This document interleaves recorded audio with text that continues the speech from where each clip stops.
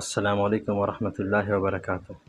میں ہوں ساجد گل اور آپ دیکھ رہے ہیں ساجد کی دنیا۔ ایک منٹ ایک سنت میں ہمارا آج کا عنوان ہے انداز گفتگو کی سنت۔ ترمذی میں ہے یفتتح الکلام و یختمہ باشداقہ، یعنی آپ صلی اللہ علیہ وسلم بات کی ابتدا کرتے یا بات کا اختتام کرتے تو پوری بات سمجھ میں آ جاتی تھی۔ متکبر لوگوں کی طرح بڑبڑانا، کبھی تیز بولنا، کبھی نیچی آواز میں بولنا، کبھی اونچی آواز میں بولنا، یہ آپ صلی اللہ علیہ وسلم کا انداز گفتگو تھا ہی نہیں۔ آپ صلی اللہ علیہ وسلم کے سامنے جب کوئی مجمع بیٹھا ہوتا یا کوئی ایک آدمی بیٹھا ہوتا تو آپ صلی اللہ علیہ وسلم کی پہلی بات جس طرح سب کی سمجھ میں آ جاتی تھی اسی طرح آخری بات بھی سمجھ میں آ جاتی۔